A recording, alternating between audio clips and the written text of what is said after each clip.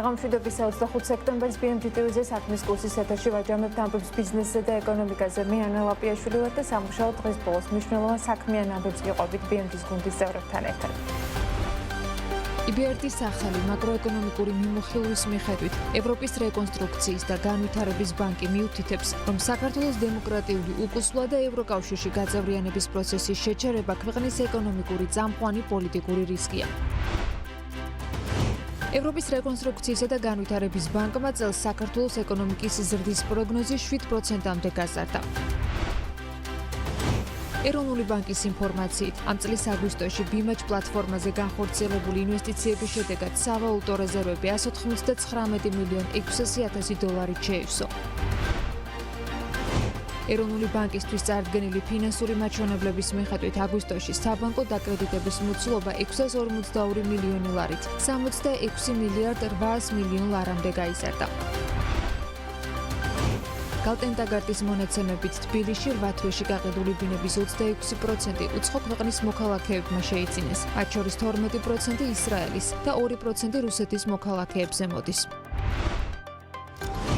ფილარმონიის შენობის რეაბილიტაციის პროექტირებაზე კონკურსი გამოცხადდა. დეტალური პროექტირების მოსამზადებლად განსაზღვრული ბიუჯეტი 3 მილიონ 800,000 ლარია. ევროპის რეკონსტრუქციისა და განვითარების ბანკი 2025 წლისთვის საქართველოს ეკონომიკურ ზრდის პროგნოზს 1%-ული პუნქტით 7%-მდე ზრდის. EBRD-ის განმარტებით წელს ქვეყანაში ფაქტობრივი ზრდა უფრო მაღალია, ვიდრე ისინი თავდაპირველად ვარაუდობდნენ, რაც მნიშვნელოვანწილად ICT სექტორის მნიშვნელოვან ზრდას უკავშირდება. ეკონომიკურ მიმოხილვაში EBRD საქართველოში ინფლაციის მზარდ ტენდენციებზეც საუბრობს. ნეგატიური ფაქტორებიდან კლებად FDI-ც არის მოხსენიებული. პოლიტიკური თვალსაზრისით კი EBRD აღნიშნავს, რომ ევროკავშირში გაწევრიანების პროცესის შეჩერება საქართველოს ეკონომიკისათვის რისკად ნარჩუნდება, რაც პირველ რიგში ქვეყანაში ინვესტიციების ნაკადებზე ახდენს გავლენას. საქართველოს ეკონომიკური ზრდა 2024 წელს 9.4%-დან 2025 წლის პირველ ნახევარში 8.3%-მდე შენელდა. ზრდას ხელს უწყობდა საკრედიტო ექსპანსია, საინფორმაციო ტექნოლოგიების და განათლების სექტორების გაძლიერება და მომსახურების ექსპორტის ბუმი. ინფლაცია, რომელიც 2024 წელს საშუალოდ 1.1% იყო, ამ წლის იანვარ-აგვისტოში 3.5%-მდე გაიზარდა. ოდნავ მეტი, ვიდრე ეროვნული ბანკის 3%-იანი მიზნობრივი მაჩვენებელია. ეროვნული ბანკის მონეტარული პოლიტიკის განაკვეთი უცვლელად 8%-ზე ნარჩუნდება. ფისკალური და საგარეო პოზიციები სტაბილურად გამოიყურებოდა, რასაც მხარს ტურიზმის მდგრადი ზრდა უჭერს. თუმცა პირდაპირ უცხოური ინვესტიციები გასულ წელს და 2025 წლის დასაწყისში შემცირებულია, რაც ინვესტორთა სიფრთხილის შედეგია. ამავე დროს საერთაშორისო რეზერვები 2025 წლის აგვისტოში 5 მილიარდ 200 მილიონ დოლარამდეა გაზრდილი, რაც 3 თვეზე მეტი იმპორტის დაფარვას უზრუნველყოფს. 2025 წლისთვის ეკონომიკური ზრდა 7%-ია ნავარაუდები, ხოლო 2026-ში 5%-მდე უნდა შენელდეს. პოზიტიურ რისკებს შორის არის გარემო თხოვნის გაძლიერება და მომსახურების სექტორის სტაბილური დინამიკა. ნეგატიურ რისკებს ქმნის გლობალური ეკონომიკური ზრდის შენელება, ევროკავშირში გაწევრიანების პროცესის ფაქტობრივი შეჩერება დემოკრატიული უკუსვლის გამო და ინვესტორთა მზარდი სიფრთხილე. ინვესტორთა ნდობის შესანარჩუნებლად გადამწყვეტი იქნება მაკროეკონომიკური ბუფერების შენარჩუნება და ეკონომიკური პოლიტიკის სანდოობა, წერს EBRD მიმოხილვაში. რაც შეეხება საქართველოს მეზობელ ქვეყნებს, EBRD ასეთ პროგნოზს აკეთებს, სომხეთში ეკონომიკური ზრდა 5% იქნება, აქ პროგნოზი უცვლელი არის. აზერბაიჯანის შემთხვევაში ეკონომიკური ზრდა 2%-იანია ნავარაუდები და შემცირებული არის 1%-ული პუნქტით. თურქეთის შემთხვევაში პროგნოზი 0.3%-ული პუნქტით გაიზარდა და 3.1%-ს ვარაუდობენ. უკრაინაში 5% იქნება ეკონომიკური ზრდა EBRD-ის შეფასებით, კლება პროგნოზის 8.1%-ული პუნქტით, რუსეთში 1.3%-ით ეკონომიკური ზრდა ნავარაუდები და ამ შემთხვევაშიც კლება ფიქსირდება 2.1%-ული პუნქტით. EBRD-ის მსგავსად ჯერ კიდევ ივლისში საქართველოს ეკონომიკური ზრდის პროგნოზი საერთაშორისო სავალუტო ფონდმა 7.2%-მდე გაზარდა.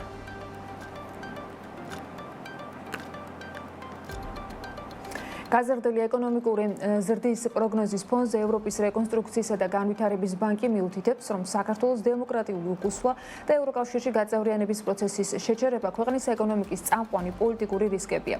EBRD-ის ახალ მაკროეკონომიკურ მიმოხილვაში ამ საკითხზეა ყურადღება გამახვილებული პოლიტიკურ კომპონენტთან დაკავშირებით. დასავლურ პარტნიორებთან დაკავშირებით დასმული კითხვის საპასუხოდ კი პრემიერი დღეს იმედს გამოთქვამდა, რომ ურთიერთობები საქართველოსა და შტატებს შორის გადაიტვირთება. ირაკლი კობახიძე ამავე დროს ამ დაშვებას იმ შემთხვევაში აკეთებს, თუ Deep State-ი დამარცხდება ამ ბრძოლაში. მთავრობის ხელმძღვანელი ირწმუნება, რომ საქართველოს შეერთებულ შტატებს შორის ამჟამინდელ ურთიერთობებს Deep State-ის ქმედებები განაპირობებს. მისივე თქმით, ქართული მხარისთვის მნიშვნელოვანია შტატებთან სტრატეგიული პარტნიორობის განახლება. ამავე დროს დღეს ირაკლი კობახიძემ ევროკავშირის წევრი სახელმწიფოების ელჩებთან დაკავშირებით განცხადებისას თქვა, რომ ევროპულ ბიუროკრატიაში არის სერიოზული პრობლემები და ამის გამოხატულება ის, რასაც ელჩები აკეთებენ. კობახიძის თქმით, ყველა ელჩი წარმოადგენს სახელმწიფოს და როდესაც ელჩს იბარებ, ამით ერთგვარი დიპლომატიური ზომა გამოყენებული სახელმწიფოს მიმართ და ეს ლოგიკურია. ირაკლი კობახიძემ ეს განცხადება გააკეთა გერმანიის ელჩის და ბრიტანეთის ელჩის საგარეო საქმეთა სამინისტროში დაბარებასთან დაკავშირებით. Deep State-ი დამარცხდება ამ ბრძოლაში, რასაც ქვია ბრძოლა Deep State-სა და ტრამპის ადმინისტრაციას შორის, ამ შემთხვევაში ურთიერთობები დაალაგდება. თუ გაიმარჯვებს Deep State-ი, ამ შემთხვევაში გაგრძელდება სირთულეები, თუმცა ჩვენ სირთულეებსაც მიჩვეული ვართ ყველა შემთხვევაში, ჩვენ ბოლომდე დავიცავთ ჩვენს ეროვნულ ინტერესებს. Deep State-ის გამო იყო, რომ გუშინ საგარეო საქმეთა მინისტრი არესტირებოდა ამ ზოგადად, როდესაც დამოკიდებულება არ იცვლება საქართველოს მიმართ, ეს ნიშნავს იმას, რომ კვლავაც მძლავრობს Deep State. ესე იგი ვერ ალაგებთ თქვენ ბატონო ირაკლი? თან ხო ვერ დავალაგებთ, იმიტომ რომ მათ უნდათ საქართველოში მეორე ფრონტის გახსნა, პირდაპირ იყო მათი წარმომადგენელი მოსული, პირდაპირ მთავრობის ადმინისტრაციაში შედგა ეს შეხვედრა, სადაც ერთხელ ორჯერ მოითხოვა პირდაპირ მეორე ფრონტის გახსნა, ამასაც თქვით უარი და ამის მერე Deep State-თან გვიჭერს ურთიერთობა. ჟურნალისტებთან კომუნიკაციისას ირაკლი კობახიძემ დღეს ემარის ინვესტიციის მოცულობის ზრდაზეც ისაუბრა. პრემიერის ინფორმაციით არაბთა გაერთიანებული საამიროების პრეზიდენტის ვიზიტისას დაზუსტდა, რომ ინვესტიციები 6 მილიარდ 600 მილიონ დოლარამდე გაიზარდა. არაბთა გაერთიანებული საამიროების უძრავი ქონების დეველოპერული კომპანია MR Properties Eagle Hills-ი საქართველოში 5 წლის განმავლობაში ჩადებს ინვესტიციას. კომპანია, როგორც ამის შესახებ ამ წლის იანვარში ითქვა, საქართველოში 2 დეველოპერული პროექტის განვითარებას გეგმავს, მათ შორის პირველი პროექტი გონიოში 260 ჰექტარზე უნდა განთავსდეს, მეორე თბილისის მახლობლად 590 ჰექტარზე ფონიჭალაში. ქართული ოცნების ხელისუფლების მხრიდან არაერთხელ ითქვა, რომ ინვესტიციას ქვეყნის ბიუჯეტზე პირდაპირი გავლენა ექნება 2026 წლიდან. თქვენ გახსოვთ, რომ სკეპტიკური დამოკიდებულება გამოხატეს თავის დროზე იგივე MR-ის ინვესტიციასთან დაკავშირებით. ეს არის 6 მილიარდ დოლარიანი ინვესტიცია, სხვათა შორის ინვესტიციის მოცულობაც გაიზარდა 6,6 მილიარდ დოლარამდე. ეს არის ერთ-ერთი უნიშნულოვანესი ინვესტიცია, რომელიც გააძლიერებს ბუნებრივად ჩვენს ეკონომიკას. ეს ვიზიტი მნიშვნელოვნად შეუწყობს ხელს პარტნიორობის გარღვევებას ჩვენსა და არაბთა გაერთიანებულ საამიროებს შორის და ეს მნიშვნელოვანია როგორც პოლიტიკური კუთხით, ასევე ეკონომიკური თვალსაზრისით. MR-ის ინვესტიციის გარდა ჩვენ გვქონდა საუბარი ბევრი სხვა მიმართულებით, ეკონომიკურ თანამშრომლობაზე, საოჯრო თანამშრომლობის განვითარებაზე, ინვესტიციებზე.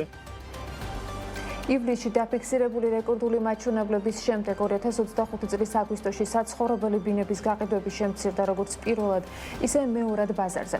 ბაზრის მონაცემებს გალტენ ტაგარტი ახლებს და საინვესტიციო ბანკის შეფასებით აგვისტოში 252 მილიონი დოლარის 2858 ბინა გასხვისდა. მეორად ბაზარზე გაყიდვები წლიურად 3,1%-ით შემცირდა. პირველად ბაზარზე გაყიდვები, რაზეც გავლენას დაგვიანებული რეგისტრაციები ახდენს, წლიურად 17,8%-ით კლებას აჩვენებს. დეველოპერების გამოკითხვის მიხედვით, რომელიც პირველადი ბაზრის ტენდენციებს რეალურ დროში ასახავს, აგვისტოში გაყიდვები პირველად ბაზარზე წლიურად 12,2%-ით შემცირებას აჩვენებს, რაც ნაწილობრივ გასული წლის აგვისტოს მაღალი ბაზით იყო განპირობებული. აგვისტოშივე გაყიდვები თვიურ ჭრილში შემცირებულია, რაც აგვისტოსათვის დამახასიათებელ სეზონურ შენელებას შეესაბამება, წერს გალტენ ტაგარტი. ამავე მონაცემებით, ამ წლის მერვე თვეში პირველად ბაზარზე ფასებმა ნელი ტემპით განაგრძო ზრდა, კვადრატული მეტრის საშუალო ფასი თვიურად 1 5.1%-ით გაიზარდა და $1341 მიაღწია. ამავე დროს მეორადი ბაზრის ახალ პროექტებში ფასი გასულ თვესთან შედარებით 2.8%-ით გაიზარდა და $1299 იყო. 2025 წლის 8 თვეში თბილისში სულ 25,636 ბინა გაიყიდა და ჯამურმა ღირებულებამ $2 მილიარდი შეადგინა, რაც 5.2%-იან ზრდას ნიშნავს. თბილისში 8 თვეში გაყიდული ბინების 26% უცხო ქვეყნის მოქალაქეებმა შეიძინეს. ეროვნულმა ბანკმა 2025 წლის აგვისტოში BIMACH პლატფორმით $199,600,000 იყიდა. ეროვნული ბანკის განახლებული ინფორმაციით, ჯამში ამ წლის 8 თვეში შეზღუდვამ $1,416,000,000 შეადგინა. შედეგად ქვეყნის საერთაშორისო რეზერვების მოცულობა აგვისტოს მდგომარეობით $5,200,000,000-ია. მიმდინარე წელს BIMACH-ით ყველაზე დიდი მოცულობის შეზღუდვა ივლისშია დაფიქსირებული, როდესაც SEB-მა პლატფორმით $416,900,000 იყიდა. საერთაშორისო სავალუტო რეზერვები ქვეყნის მაკროეკონომიკური სტაბილურობის მნიშვნელოვანი გარანტია. ეროვნული ბანკი კონცენტრირებულია რეზერვების შევსებაზე, რასაც ადასტურებს SEB-ის გაცხადებული პოლიტიკა. ეროვნული ბანკი ქვეყნის საერთაშორისო რეზერვებს მაშინ ზრდის, როდესაც ბაზარი ამის შესაძლებლობას იძლევა, აღნიშნავენ ცენტრალურ ბანკში.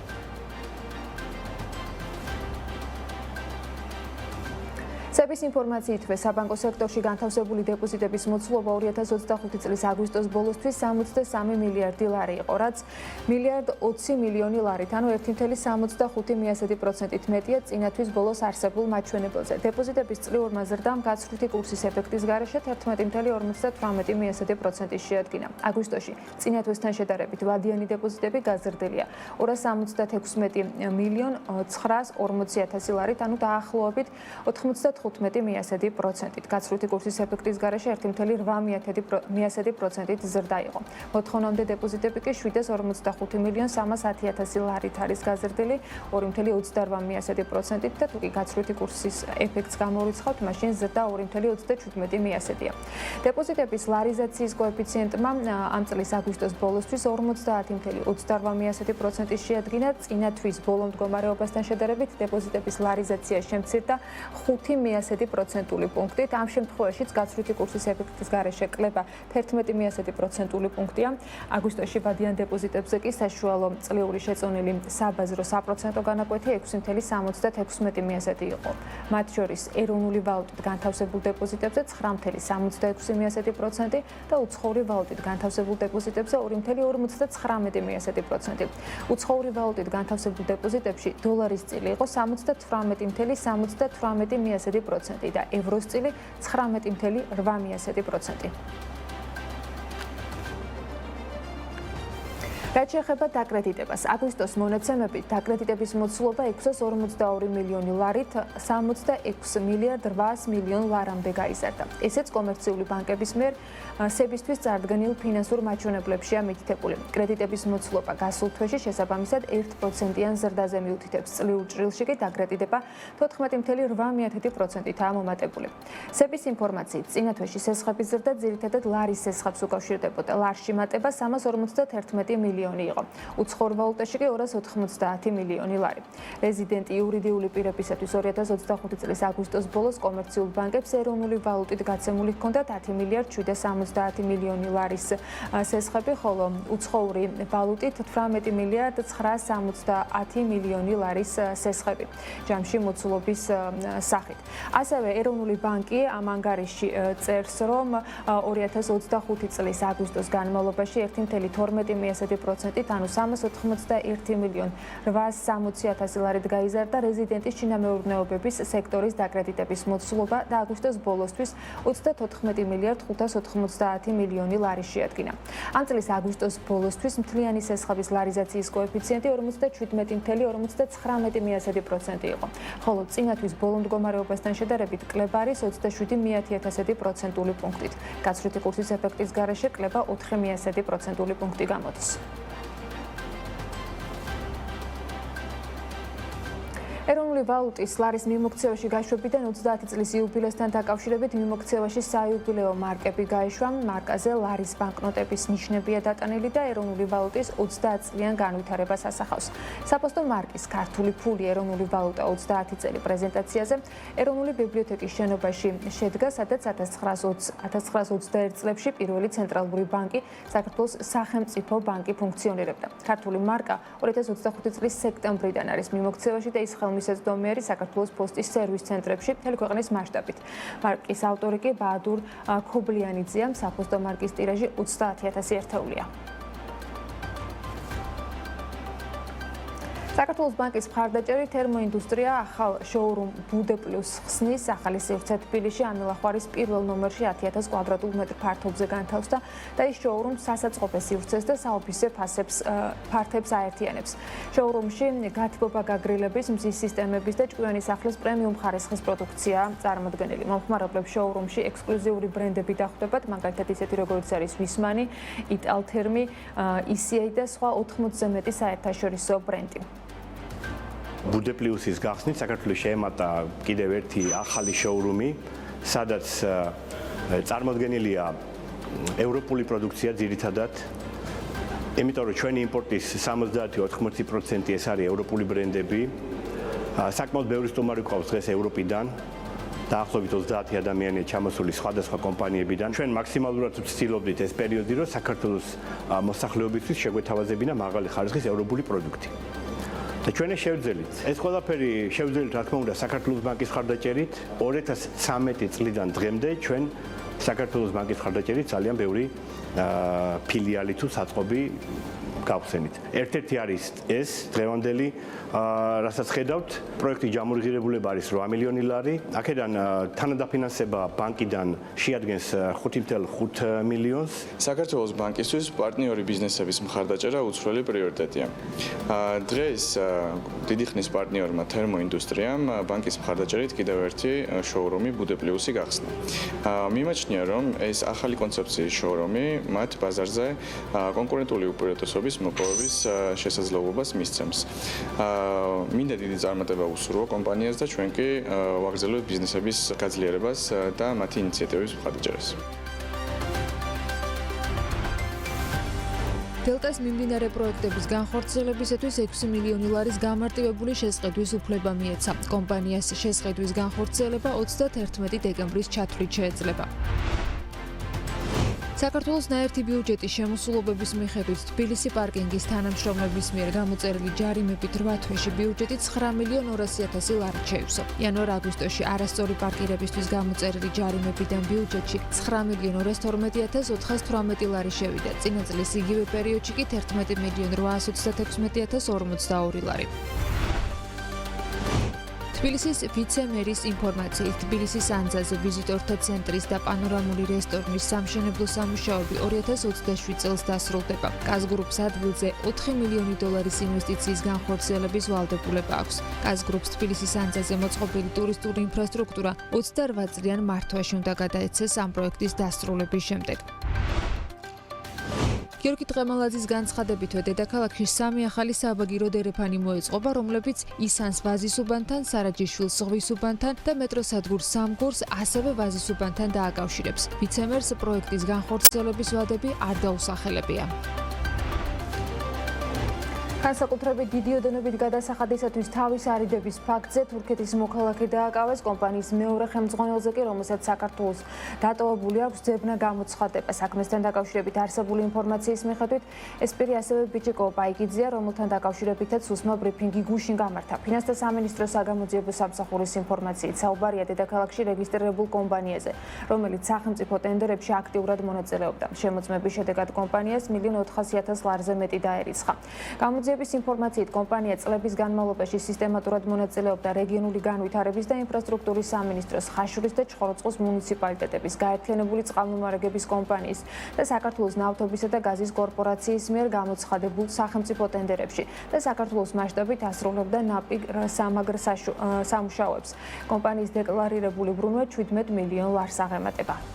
საქართველოს ფინანსთა სამინისტროს საგამოძიებო სამსახურის თანამშრომლებმა სახელმწიფო უსაფრთხოების სამსახურსა და საქართველოს გენერალურ პროკურატურასთან კოორდინაციით 2025 წლის 25 სექტემბერს სასამართლოს განჩინების საფუძველზე განსაკუთრებით დიდი ოდენობით გადასახადისათვის განზრახ თავის არიდების ფაქტზე ბრალდებული სახით კომპანიის ერთ-ერთი ხელმძღვანელი თურქეთის მოქალაქე ობ დააკავეს, ხოლო მეორე ხელმძღვანელ პირს ბპ-ს, რომელსაც დატოვებული აქვს საქართველოს სახელმწიფო საზღვარი, ბრალდება დაუსწრებლად წარედგინა და მის მიმართ გამოცხადდება ძებნა.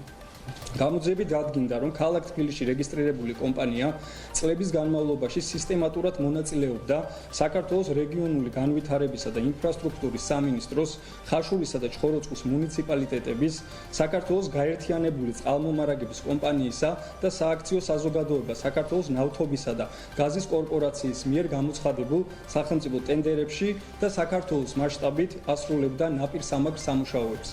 კომპანიის დეკლარირებული ბრუნვა 17 მილიონ ლარს აღემატება. კომპანიის ხელმძღვანელი პირები საქმიანობის განხორციელების პროცესში და საბიუჯეტო ორგანიზაციებიდან მილიონობით ლარის მიღების პარალელურად სისტემატურად ახდენდნენ ბიუჯეტში გადასახდელი თანხების არასწორ დეკლარირებას, რითაც განზრახ თავს არიდებდნენ სახელმწიფო ბიუჯეტში განსაკუთრებით დიდი ოდენობით გადასახადების გადახდას.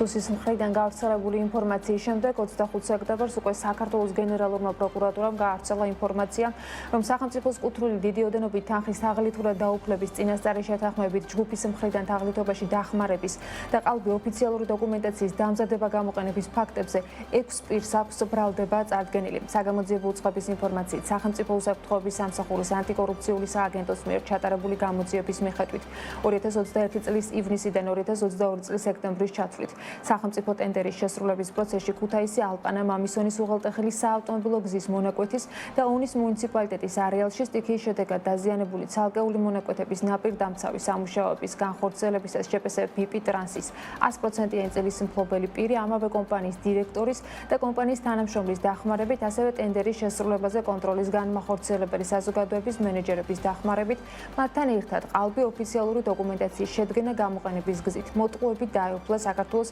რეგიონული განვითარებისა და ინფრასტრუქტურის სამინისტროს კუთვნილ თანხას 4.184.259 ლარს, რამაც დიდი ოდენობით ზიანი გამოიწვია და არსებითად შელახა სახელმწიფოს კანონიერი ინტერესები, აღნიშნავს საქართველოს პროკურატურა. კომპანიის მფლობელს ბრალდება დაუსწრებლად დიდი ოდენობით თანხის თაღლითურად დაუფლების და ყალბი ოფიციალური დოკუმენტების შედგენა გამოყენების ფაქტზე წარედგინა, რაც სასჯელის სახე და ზომად 9 წლამდე თავისუფლების აღკვეთას ითვალისწინებს. ამავე კომპანიის დირექტორს და კომპანიის თანამშრომელს, აგრეთვე ტენდერის შესრულებაზე კონტროლის განმახორციელებელი საზოგადოების მენეჯერებს ბრალდება წინასწარი შეთანხმებით ჯგუფის მიერ დიდი ოდენობით თანხის თაღლითობით დაუფლებაში დახმარებასა და ყალბი ოფიციალური დოკუმენტების დამზადება გამოყენების ფაქტებზე წარედგინათ, რაც სასჯელის სახე და ზომად ასევე 9 წლამდე თავისუფლების აღკვეთას ითვალისწინებს. გენერალური პროკურატურა ბრალდებულთათვის აღკვეთი ღონისძიების შეფარდების შესახებ შუამდგომლობით სასამართლოს კანონით დადგენილ ვადაში მიმართავს.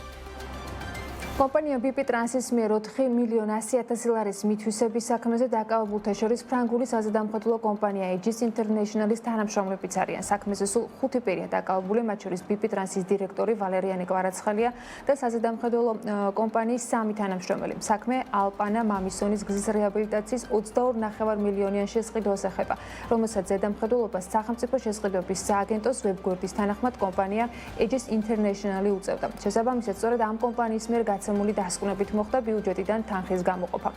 ეს კომპანია ამ პროექტის გარდა სხვა ბევრი ინფრასტრუქტურული პროექტის ზედამხედველობას უზრუნველყოფდა. Aegis International-ი საქართველოში ფრანგული საზედამხედველო კომპანია, Aegis-ის შვილობილი კომპანია. 2023 წელს მისი შემოსავალი 17 მილიონი ლარი იყო.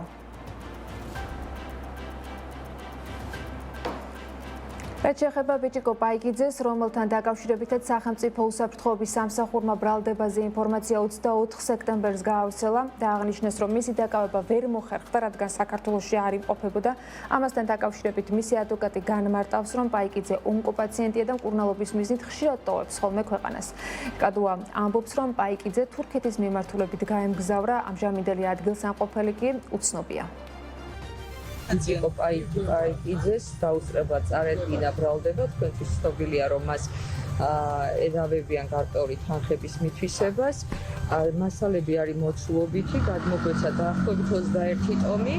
ბუნებრივია საქმის მასალებს არ ვიცნობ. მე ერთადერთი რაც შემიძლია გითხრათ, რომ ბატონი ბიჭიკო პაიკიძე საზოგადოების სავარაუდოდ ცნობილი პიროვნება, მისი უშუალო ჩართულობით ხდებოდა შოვის ტრაგედიის სალიკვიდაციო სამუშაოები. რისი გაცნობაც მოვახერხე ბატონი ლილუაშვილის გვარი და სახელი საქმეში არ ფიგურირებს. საგამოძიებო ორგანოებისთვის ცნობილია, რომ მას ძალიან ხშირად უფიქსირდებოდა საზღვრის კვეთა, რომელიც აქვე გიმეორებთ, რომ უკავშირდებოდა ჯანმრთელობის მდგომარეობას, ვინაიდან არაერთხელ მას აქვს სხვადასხვა ოპერაციული ჩარევა გაკეთებული.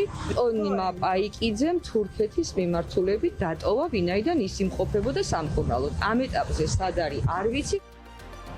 პროკურატურის ინფორმაციით, საგამოძიებო უწყებამ ორგანიზებული ჯგუფის მიერ დიდიოდენობით თანხის თაღლითურად დაუფლების ფაქტზე სხვა საქმესთან მიმართებით 4 პირს ბრალდება წარუდგინა.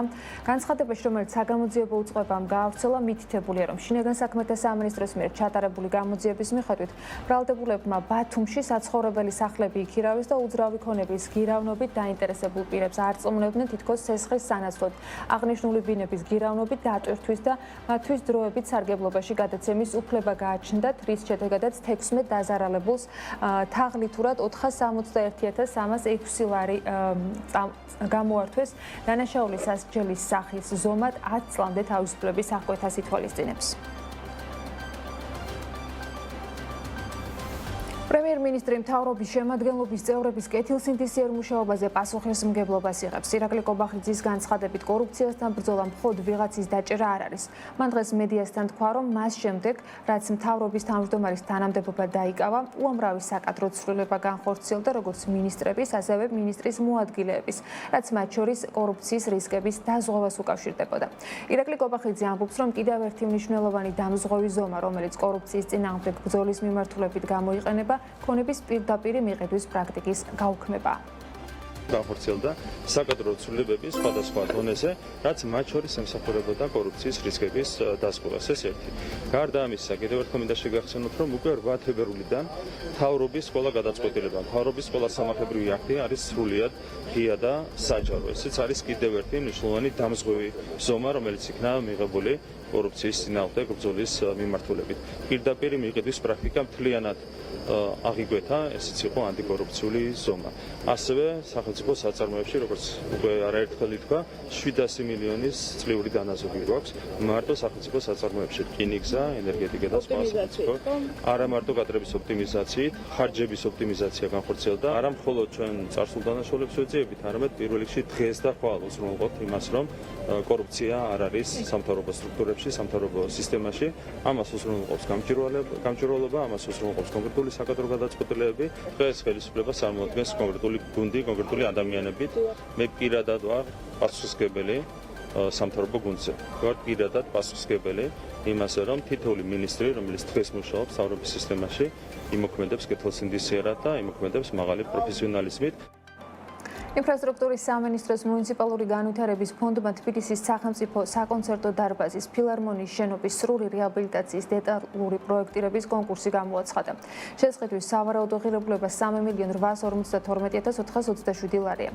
წინადადებების მიღება 5 ნოემბერს დაიწყება და 10 ნოემბრამდე გაგრძელდება. ინფრასტრუქტურის სამინისტროს ინფორმაციით, კონკურსის მიზანია შენობის სრული რეაბილიტაცია, მისი ადაპტაცია თანამედროვე მოთხოვნებთან, საინჟინრო სისტემების ინტეგრაცია და ფუნქციური განახლება, ისე რომ შენარჩუნდეს და აღდგეს ფილარმონიის თავდაპირველი არქიტექტურული სახე. ფილარმონიის რეაბილიტაციის ფარგლებში გათვალისწინებული არის შენობის სასცენო დანადგარების კონსტრუქციის ექსპერტიზა და ადაპტაცია თანამედროვე ტექნოლოგიებთან, არსებული კომუნიკაციების დემონტაჟი და ჩანაცვლება მსუბუქი ენერგოეფექტური სისტემებით.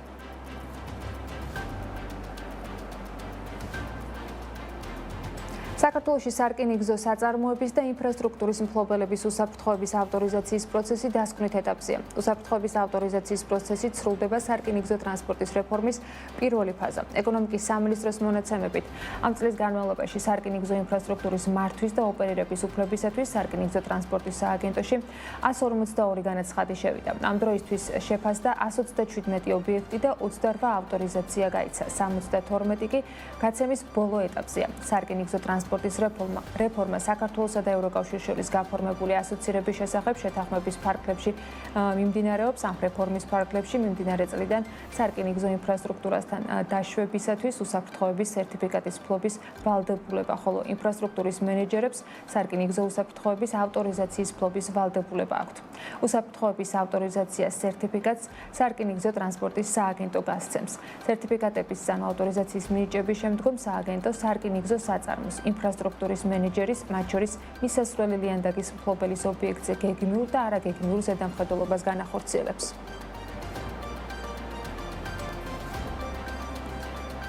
ფარმაცევტული ბაზარი მორიგ რეგულაციაზე გადასაწყობად ემზადება და 1 ოქტომბრიდან ძალაში შედის მთავრობის შესაბამისი დადგენილება, რომელიც ეროვნული რეჟიმით ფარმაცევტული პროდუქტის რეგისტრაციის ან ხელახალი რეგისტრაციის დროს იმპორტიორს და ადგილობრივ მწარმოებელს ავალდებულებს არა მხოლოდ საბოლოო პროდუქტის მწარმოებელი ქარხნის GMP სერტიფიკატი გააჩნდეს, არამედ იმ სუბსტანციის მწარმოებელი ქარხნის GMP წარმოადგინოს, რომელიც სუბსტანციას წარმოებაში გამოიყენება. რას ითხოვს რეგულატორი ფარმაცევტული ბაზრის მოთამაშეებისგან და რამდენად მზად არის თავად სექტორი ეს მოთხოვნები დააკმაყოფილოს. კერძო სექტორის პოზიციას ელენე გოგბერაშვილის სიუჟეტში მოვისმენთ. ფარმაცევტული ბაზარი ახალ რეგულაციაზე გადაწყობისთვის ემზადება. ნებისმიერ სამკურნალო საშუალებას, რომელიც საქართველოში რეგისტრირდება ან ხელახალ რეგისტრაციას გადის, 1 ოქტომბრიდან ევროპული GMP სტანდარტის შესაბამისობის დამადასტურებელი დოკუმენტი უნდა გააჩნდეს, როგორც საბოლოო პროდუქტზე, ასევე იმ სუბსტანციებზე, რომელიც მის დასამზადებლად გამოიყენება. აღნიშნული მოთხოვნის დაკმაყოფილება მანდატორულად შესაძლებელი ხდება როგორც დისტრიბუტორებისთვის, ისე ადგილობრივი მწარმოებლებისთვის. საქართველოს რეგულატორი საბოლოო ფარმაცევტულ GMP სერტიფიკატს რამდენიმე წელია ითხოვს, თუმცა ამ შემთხვევაში საუბარია, რომ წარმოებაში გამოყენებულ აქტიურ ნივთიერებაზეც იქნას წარმოდგენილი შესაბამისი სერტიფიკატი. დარგობრივი ასოციაცია აცხადებს, რომ მომწოდებლების უმრავლესობას მოთხოვნილი ევროპული GMP არ აქვს, ამიტომ საკმაოდ დიდი პროცენტი იქნება მედიკამენტების, რომელიც აღნიშნული რეგულაციის გამო ქართულ ბაზარზე ვეღარ შემოვა. ევროპელი მწარმოებლებისთვის ფაქტიურად ეს პრობლემას არ წარმოადგენს.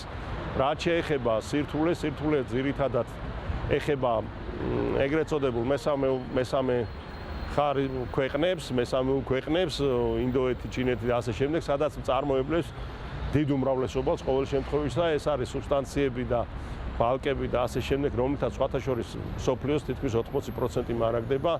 აქ არის პრობლემები, მათ დიდ რაოდენობას ევროპული GMP სტანდარტი არ გააჩნია, შესაბამისობაში არიან, მაგრამ რასაც ჩვენი კანონმდებლობა ითხოვს, რომ უშუალოდ უნდა გქონდეს ეს სერტიფიკატი და არა შესაბამისობა, ამის რა თქმა უნდა ნაკლებობა არის და ეს გამოიწვევს იმას, რომ ამ ქვეყნებიდან შემოსული სუბსტანციებიდან, რომელიც აწარმოებს საბოლოო პროდუქტს, მათ რა თქმა უნდა პრობლემები შეექმნება და დიდი ალბათობით ჩვენს ბაზარს, ფარმაცევტულ ბაზარს დატოვება. საერთაშორისო ფარმაცევტული კომპანიების წარმომადგენლობის ხელმძღვანელი საქართველოში ირაკლი მარგველაშვილი მიიჩნევს, რომ ჯანდაცვის სამინისტროს მიღებული რეგულაცია უფრო მკაცრია ვიდრე ევროპული სტანდარტი, ამიტომ 1 ოქტომბრიდან მედიკამენტების გარკვეული ნაწილი არაევროპული ქვეყნებიდან, მიუხედავად მისი შესაბამისობისა, სწორედ აღნიშნული რეგულაციის გათვალისწინებით საქართველოში სავარაუდოდ ვეღარ შემოვა. 1 ასე ვთქვათ, ოქტომბრიდან უკვე შემოდის ძალაში იმპორტის აკრძალვა. ასევე მინდა ვთქვა, რომ გარკვეულმა კომპანიებმა, რომლებიც ჯერჯერობით ეს საკითხი ვერ გადაწყვიტეს, მარაგების დაისაწყობეს, ასე ვთქვათ, იმიტომ რომ იმპორტი შეიძლება, მაგრამ იმპორტი აღარ შეიძლება, მაგრამ რეალიზაცია არის. ანუ ზოგადად ის მოთხოვნა ამ აქტიური სუბსტანციის პრინციპში ეს არის ვალიდური. თავარი კიდევ ერთხელ ვიძახი, ხალხს გასმით, რომ თავარი იყო რა სახით მოითხოვება და როგორ. ამაზე გრძელდება კიდევ კონსულტაციები, რისკები არსებობს, ამაზე უფრო დისტრიბუტორული კომპანიებიც ისაუბრებენ, იმიტომ რომ ბევრი მედიკამენტი, რომელიც არის არა ვთქვათ ევროპული ქვეყნებიდან, შესაძლებელია მსგავსი სერტიფიკატის წარმოდგენის პრობლემა შეექმნა.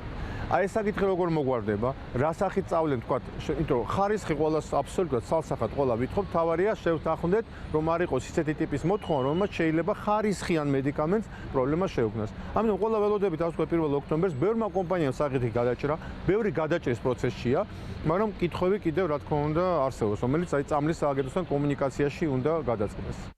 ფარმაცევტი და ფარმაცევტული წარმოებისა და დისტრიბუციის მიმართულებით კონსულტანტის გიორგი დათუკიშვილის შეფასებით, რეგულაცია, რომელიც მომწოდებლისგან ევროპული GMP სერტიფიკატის ქონის აუცილებლობას მოითხოვს, ზედმეტი და ბიუროკრატიული ტვირთია კომპანიებისთვის, რომელიც არ ემსახურება წამლის ხარისხის რეალურ გაუმჯობესებას. მას მიაჩნია, რომ დამატებითი მოთხოვნები გამოიწვევს ფინანსურ დანახარჯებს, შექმნის დროებით ბარიერებს და შესაძლოა მომავალში ინვესტორებს ახალი ფარმაცევტული საწარმოების მშენებლობის სურვილი დაუკარგოს.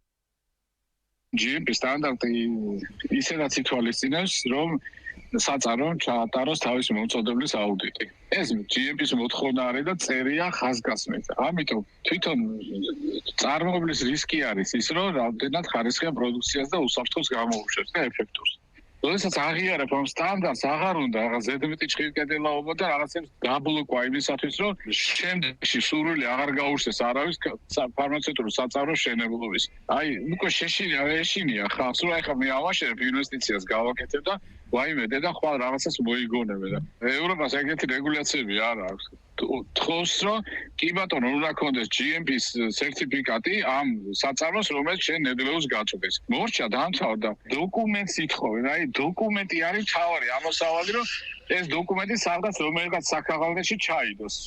1 ოქტომბრიდან GMP სერტიფიკატის გარეშე წამლის იმპორტი ქვეყანაში სრულად შეიზღუდება. მომავალი წლის 1 აპრილამდე ეს მოთხოვნა არ შეეხება მიმოქცევაში არსებულ მედიკამენტებს და იმ პროდუქტებს, რომელიც იმპორტიორებმა საქართველოში 1 ოქტომბრამდე შემოიტანეს.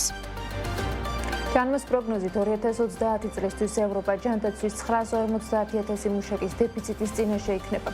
ორგანიზაციის შეფასებით ჯანდაცვის სისტემის კოლაფსის თავიდან ასაცილებლად ქვეყნებმა სასწრაფოდ უნდა განახორციელონ კადრების შენარჩუნების სტრატეგიები და ინვესტიციები განათლებაში ჩადონ. ჯანდაცვის სფეროში კადრების დეფიციტზე წლებია საუბრობენ საქართველოში, სადაც ექიმების და ექთნების თანაფარდობის მაჩვენებელი მნიშვნელოვნად ჩამოუვარდება ევროპის ქვეყნებში არსებულ საშუალო მაჩვენებელს. რატომ მიდიან ქვეყნიდან ექიმები და ექთნები? რატომ არ ინტერესდებიან ახალგაზრდები პროფესიით და რა ნაბიჯები უნდა გადაიდგას იმისთვის, რომ დარგში კოლაფსი არ შეიქმნას. ანუკა ჯოხაძე მოიკითხა ეს თემა.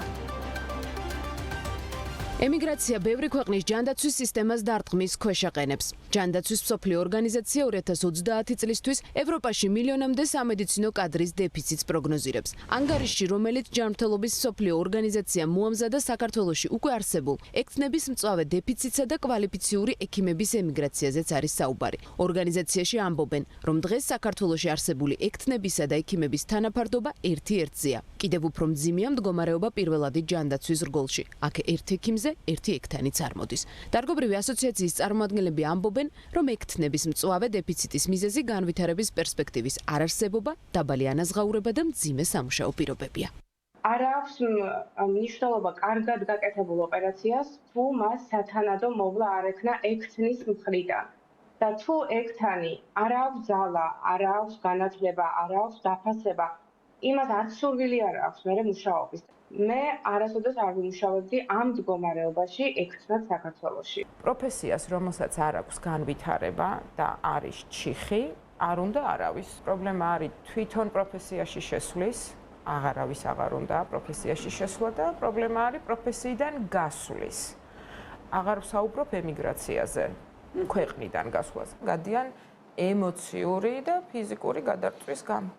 ქვეყანას ტოვებენ კვალიფიციური ექიმებიც, ყველაზე ხშირად ქართველი ახალგაზრდა ექიმები რეზიდენტურაზე გაერთიანებულ სამეფოში, ან შეერთებულ შტატებში მიემგზავრებიან, ან გერმანიაში სტაჟირებას ახალგაზრდა სამედიცინო პერსონალთან გადიან. მოთხოვნადია საბერძნეთი და ისრაელიც. კვლევა აჩვენებს, რომ 2021-22 წლებში საქართველოში განათლება მიღებული 770 ექიმი მუშაობდა ჯანმოს ევროპის რეგიონის ქვეყნებში, საიდანაც ყველაზე მეტი გერმანიაში დასაქმდა. ჯანდაცვის სპეციალისტები ამბობენ, რომ ქვეყნიდან ექიმების გადინების მიზეზი განათლების დაბალი ხარისხი და კარიერული განვითარების მცირე შანსებია.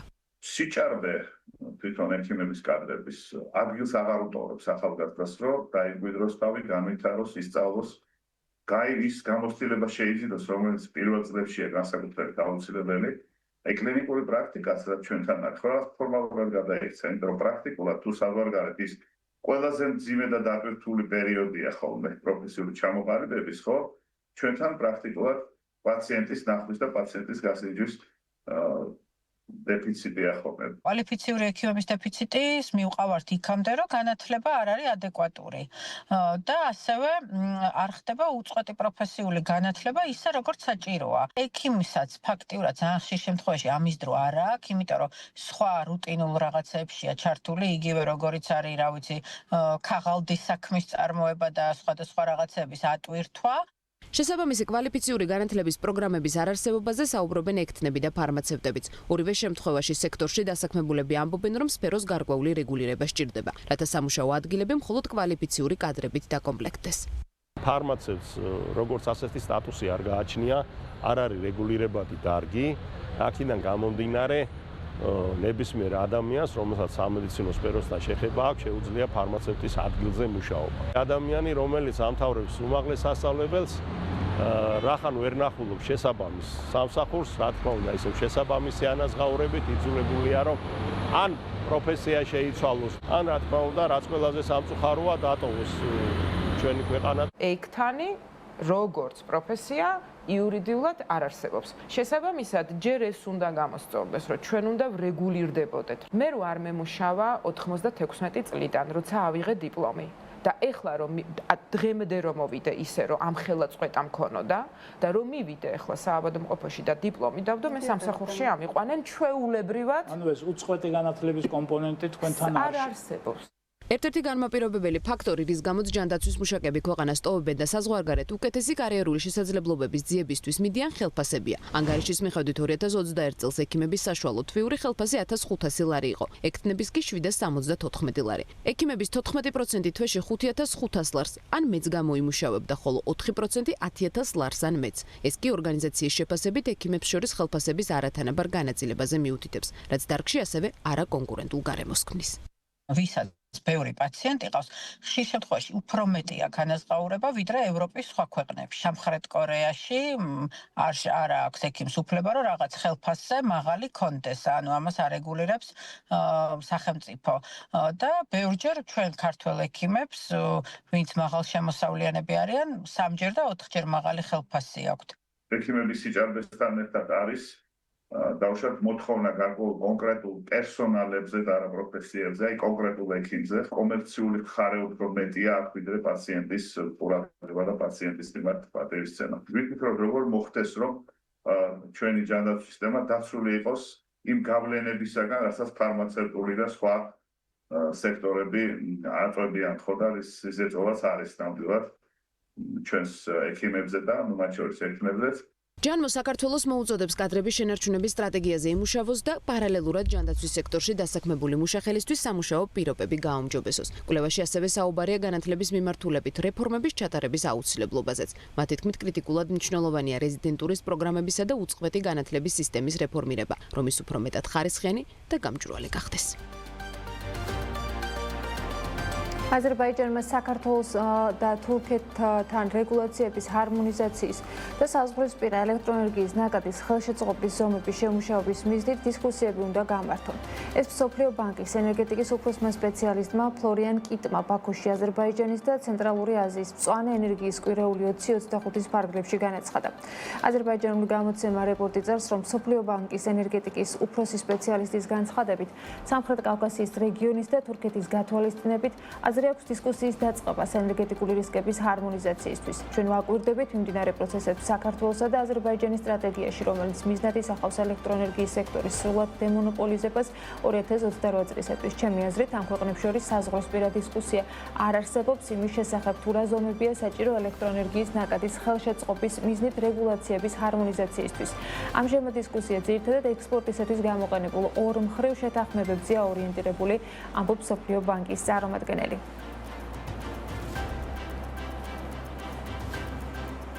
საკონსულტაციო და დეველოპერული კომპანია Energy Solution მარნეულსა და ხაშურში მზის სადგურებს ააშენებს, როგორც BMG-ს ეთერში კომპანიის მმართველმა პარტნიორმა გიორგი აბრამიშვილმა განაცხადა, ორივე პროექტის CFD მხარდაჭერის მექანიზმის ფარგლებში ხორციელდება და ჯამური ინვესტიცია $40 მილიონ. მარნეულში 50 მეგავატიანი მზის ელექტროსადგური უნდა აშენდეს. პროექტის საინვესტიციო ღირებულება კი $30 მილიონი. Energy Solution ხაშურში 10 მეგავატიანი მზის სადგურის აშენებას აპირებს. ინვესტიცია $7 მილიონ-დოლარამდეა. კომპანიაში აცხადებენ, რომ სადგურების მშენებლობა სავარაუდოდ მომავალი წლის გაზაფხულზე დაიწყება. Synergies დამფუძნებლის შეფასებით საქართველოდან ელექტროენერგიის ექსპორტის შემცირება პირველ რიგში თურქეთის ბაზარზე მოთხოვნის კლებას უკავშირდება. კომპანიის დირექტორი ამბობს, რომ მეზობელ ქვეყანაში გენერაციის ობიექტების განვითარების ფონზე საქართველოდან ექსპორტის შემცირების ტენდენციით ხასიათდება და მისი შეფასებით ბოლო პერიოდში საქართველოში შედარებით ხელსაყრელი ფასები იყო, რის გამოც კომპანიების ნაწილმა ელექტროენერგიის ადგილობრივ ბაზარზე გაყიდვა გადაწყვიტა. თურქეთში სახეზე გვაქვს მათი ადგილობრივი გენერაციის ზრდა და მოხმარების კლება. ესეც მათი სტატისტიკური მონაცემებია და ამაზე დაყრდნობით შეგვიძლია ვთქვათ, რომ მათი მხრიდან მოთხოვნა ქართულ ელექტროენერგიაზე გახდათ შემცირებული. ჩვენ ნაკლებად გაგვაჩნია რაღაცა ბერკეტები, რომ ზეგავლენა მოვახდინოთ ჩვენ საექსპორტო ბაზრებზე, იქ მოთხოვნის ზრდასთან დაკავშირებით, თუმცა მე მგონია, რომ და ამ პირობებში მე მგონია, რომ ძალიან მნიშვნელოვანი იქნება ქვეყნის შიგნით არსებული მოთხოვნის და ამ მოთხოვნის რესურსების ზრდა და მდგრადობის უზრუნველყოფა. მე პირველ რიგში გულისხმობ იმას, რომ აი მაგალითისთვის მინდა მოგიყვანოთ, მეზობელ სომხეთში შევიდა კომპანია Nvidia, რომელიც 500 მეგავატიან მონაცემთა ბაზის გამართვას აპირებს, საიდანაც 100 მეგავატი, როგორც იძახიან, მომდევნო 12 თვის განმავლობაში გაიშვება. აი ასეთი პროექტების საქართველოში გაშვების შემთხვევაში ჩვენ უზრუნველყოფთ იმას, რომ ქვეყნის შიგნით გავზრდით მოხმარების ასე ვთქვათ მდგრადობას, მუდმივობას ამ ციფრისა და შესაბამისად უკვე მოხმარების ზრდასთან ერთად დასტაბილურდება შიდა ბაზარიც და დღეს მე მინდა გითხრათ, რომ შიდა ბაზარი ძალიან საინტერესოა ბევრი გენერაციის ობიექტისთვის ფასიდან გამომდინარე. და მაგალითად გაზაფხულის პერიოდში ქართულ ბაზარზე დაფიქსირებული, გაზაფხულის ზაფხულის პერიოდში ქართულ ენერგო ბაზარზე დაფიქსირებული ტარიფები და ფასები არანაკლებ საინტერესო გამოდგა, ვიდრე იქნებოდა თურქეთში ექსპორტი. პირველ რიგში უნდა შეფასდეს, რა მოცულობის ელექტროენერგია სჭირდება ქვეყანას, ასე აფასებს Synergies დამფუძნებელი ინიციატივას, რომლის მიხედვითაც ეკონომიკის სამინისტრომ ენერგეტიკის სექტორში ინვესტორებზე გაცემული მემორანდუმების გადახედვა დაიწყო. მერაბ ლომინაძის თქმით, თუ ამის საჭიროება იქნება, მემორანდუმების ნაწილი უნდა გადავადდეს ან გაუქმდეს. მისი თქმით, პირველ რიგში ქვეყანას რეზერვუარიანი ჰესები სჭირდება. შესაბამისად, სამინისტრომ აქცენტი ამ მიმართულებაზე უნდა გააკეთოს. მოთხოვნის განსაზღვრის პირობებში და ამ მოთხოვნის განსაზღვრის შემდგომ უნდა მოხდეს იმ გენერაციის ობიექტების ასე ვთქვათ გაშვებაზე ფიქრი, რომელიც ჩვენ შესაძლოა რომ ყველაზე ეფექტურად გავუშვათ და არა მთლიანი პოტენციალი ავითვისოთ ერთბაშად. მე მახსოვს რა ისტორიაც იყო 28 თებერვალს იყო თუ არ ვთქვი ბოლო ვადაჩაბარების ამ საბუთების და იყო ეს. თუმცა მე არ მიმაჩნია რომ თუ ჩვენ საშუალება გვექნება რომ ეს დენი გავყიდოთ, ჩვენ ეს არ უნდა გავაკეთოთ. უნდა გავაკეთოთ, მაგრამ გვაქვს კი საშუალება სადმე რომ ეს დენი დავაბინავოთ. აი წარმოვიდგინოთ, რომ ხვალ ყველა ეს ობიექტი უკვე მზად არის და ამუშავებულია. რაც ვშვებით მაისში, რაც ვშვებით გაზაფხულის პერიოდში, მაშინ როდესაც დღეს არსებული ობიექტები ვუღურით წყალს. შეიძლება გადაიდოს, შეიძლება გავქცეს. ეს უკვე იმ პირთა პრეროგატივაა და იმ უწყებების პრეროგატივაა, ვინც სახელმწიფო პოლიტიკას ატარებს ამ დარგში, ხო? პირველ რიგში რაც შემეძლია მე რო გითხრათ, რომ ქვეყნისთვის აუცილებელია დააგროვების საშუალების მქონე გენერაციის ობიექტების აშენება და ექსპლუატაციაში გაშვება. ასე იყო საქმის კურსის შემეჯამებელი გამოშვება ამ დროისათვის. წინ საქმიანი საღამო გეოლდებათ, რომელსაც გიორგი თოლორდავა და ბექა ბაციკაძე გაუძღობიან. ჩვენ ერთმანეთს ხვალ შევხვდებით BMG TV-ს ეთერში საღამო 7 საათზე დროებით.